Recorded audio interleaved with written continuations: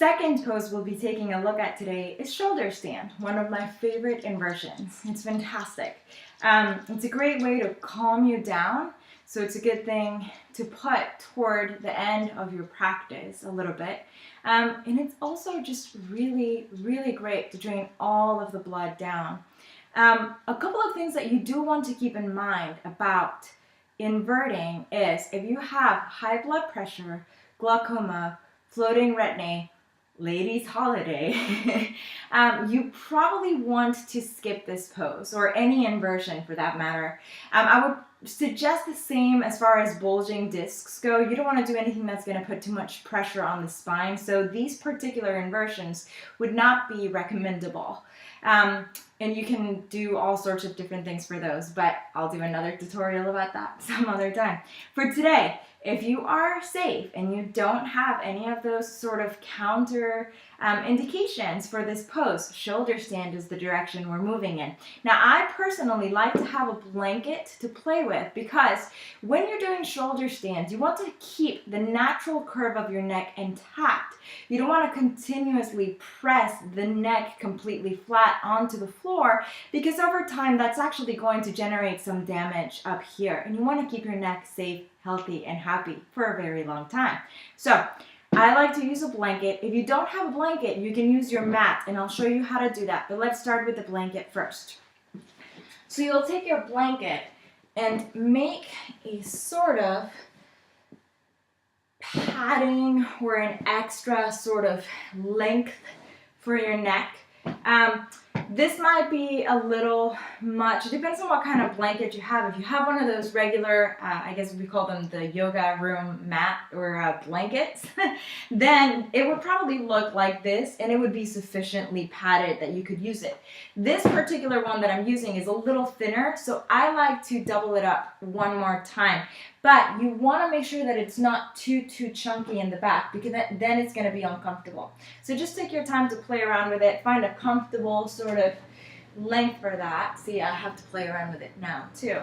And so you want to place that at the end of your mat, right? Once you have that, what you'll do is you'll lie all the way back and then make sure that you have some distance between your shoulder and the edge of the mat, right? You can measure. Sometimes I like to take about that much, but just enough to where you would have a comfortable support that will keep that natural curve of your neck intact. And if you are with a teacher, or if you're in a yoga studio, or even with your spouse or whoever's at the, your home when you're practicing by yourself, sometimes it's good to just kind of make sure, hey, come over here for a second. Check, do I have at least 2 or 3 finger gap, between my neck and the floor? Anyway, that's kind of why we do this, just to keep that everything nice and intact. So when you're settled, start to think about your core and really activating those bandhas and your breath.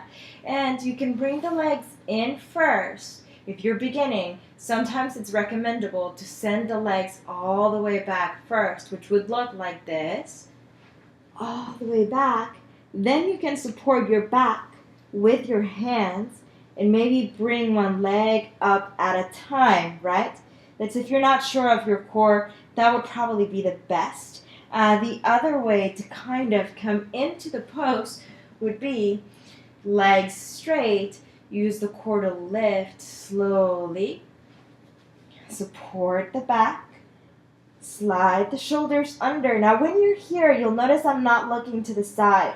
When you're already up, don't turn the head sideways. And this is something that happens very naturally when you start learning shoulder stand. You'll sort of end up in a kind of L shape instead of a full extension. This actually happens because you're not engaging the core or sort of taking that little thrust forward. So you want to slightly tuck that tailbone in, reach up. It's a gentle tuck, or what we would call the Michael Jackson tuck. You guys remember those. So it's a Michael Jackson tuck to lift up, up, up, up. And again, it's a shoulder stand. So you want to slide the shoulders in as much as you can, and then just stay here for a couple of moments and breathe. to come out a couple of different ways. Depending on what you're practicing, what you're doing, you can start to take your toenail polish back toward the floor behind you and settle in, and then extend the arms. Maybe stay here a couple of breaths. From here, you also have the option of bending the knees and coming into a little sort of cocoon right here. And then coming back up into shoulder stand. If that seems like crazy town and you don't want to do any of that, that's fine. You can also bring the knees in toward the forehead, so you're using your core here to stabilize, and then slide slowly, slowly, almost vertebrae by vertebrae, down, down, down, down, down, down, down, down, and then settle in. Now, to counter shoulder stand, and we do need a counter for this pose, we're going to go straight into fish pose. So you'll slide your hands under the tush, though not enough that they're squeezing your hands too roughly. Press onto the elbows and lift the chest up. So now it's almost a back bend. Elbows can come in, chest presses up, head tilts back. The last step, it's almost a little leap of faith.